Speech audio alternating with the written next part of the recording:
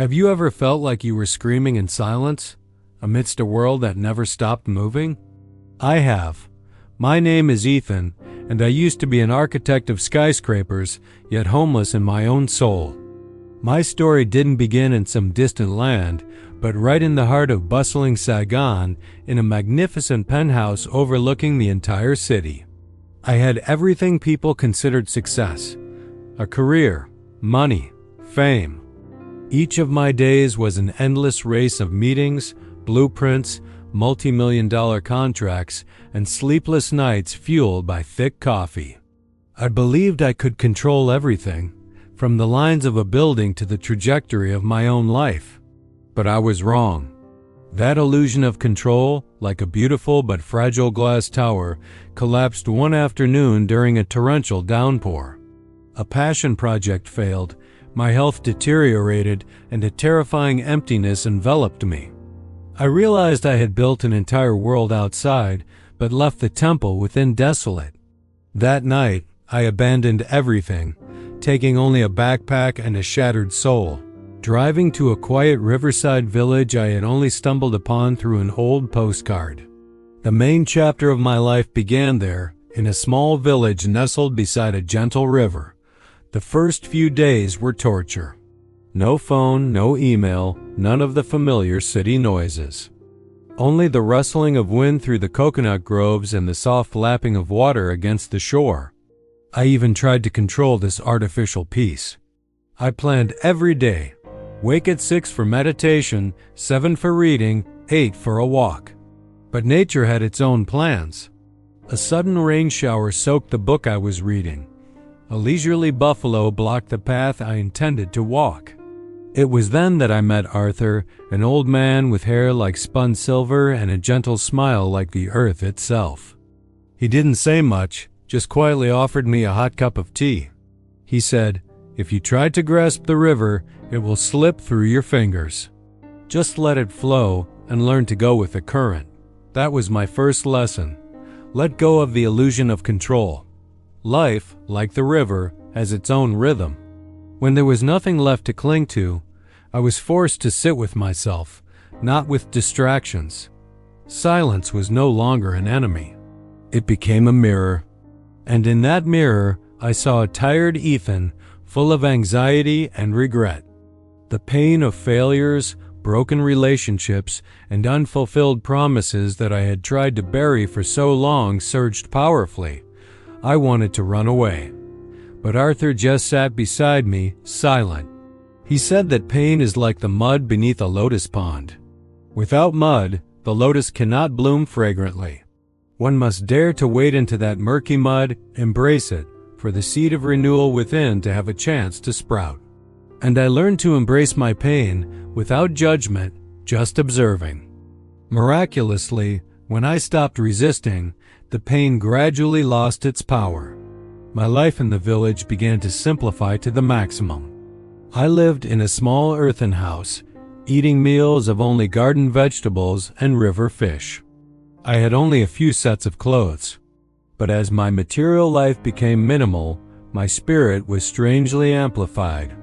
I began to notice beauty in the smallest things: the green of a young leaf after the rain, the wood grain on an old table, the sweet taste of the lotus seed desert soup Arthur made. I was no longer a person rushing through life, but one who savored it. Arthur taught me how to observe. We would often sit by the river for hours, just watching the yellow leaves drift by. "Your thoughts are like these leaves," he said. "They come and go. Don't try to hold on to them or chase them away. Just acknowledge them and let them float on." I began to apply that to my mind. Instead of reacting angrily or anxiously to every negative thought, I learned to become an observer. I saw the thought, nodded to it, and then let it freely drift away with the flow of consciousness. I was no longer a slave to immediate reactions. Gradually, I realized that the self I had built in the city, a successful, cold, always in control architect Ethan, was actually just a mask. It was created from societal expectations and my own fears. In a place where no one knew who I was, where no one judged, I allowed myself to let go of that old self. It was terrifying, but also incredibly liberating. As the mask fell, a new person, more authentic, more vulnerable yet stronger from within, began to emerge. I started taking solitary walks, venturing deep into small dirt paths I had never dared to explore before. Initially, there was a feeling of loneliness, but then I realized the power of walking alone. In absolute stillness, I heard the deep voice within me, a voice that had been buried by the noise of city life for so long. I no longer feared solitude, because in solitude, I found the deepest connection with myself. Multitasking, once considered a survival skill in the city, now became a foreign concept. Here, I learned to choose mindfulness. When washing dishes, I was only aware of washing dishes, feeling the cool water, the clinking of plates. When drinking tea, I was only aware of drinking tea, feeling the aroma, the warm taste spreading. Doing one thing at a time with complete attention brought me a peace that no success could ever match. I learned to accept what is. I accepted my past, with all its mistakes and hurts.